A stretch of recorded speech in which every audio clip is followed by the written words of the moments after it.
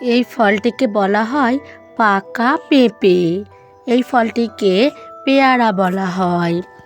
এই ফলটিকে বলা হয় কাঁঠাল। এই ফলটির নাম হলো খেজুর।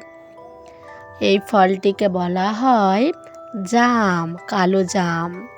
এই ফলটিকে জামরুল বলা হয়। এই ফলটিকে তাল বলা হয়।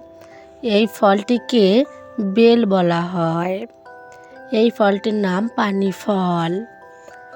এই ফলটির নাম হলো কুল।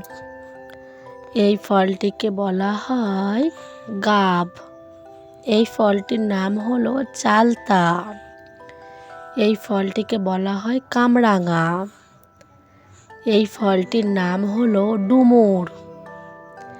এই ফলটিকে বলা হয় ড্রাগন ফল। এই ফলটিকে বলা হয় কিউড়ি। এই ফলটিকে নোড় বলা হয়। এই ফলটির নাম হলো আঁশফল। এই ফলটিকে বলা হয় তেঁতুল। এই ফলটিকে বলা হয় আমড়া। এই ফলটিকে বলা হয় করমচা। এই ফলটিকে বলা হয় আমলকি। এই ফলটিকে স্ট্রবেরি বলা হয়। এই ফলটির নাম হলো নাশপাতি। এই ফলটির নাম হলো আঙুর। আর একে বলা হয় আম।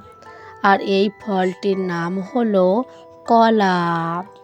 আর এই ফলটির নাম হলো বেদানা বা ডালিম। এই ফলটিকে বলা হয় তরমুজ। একে বলা হয় লেবু।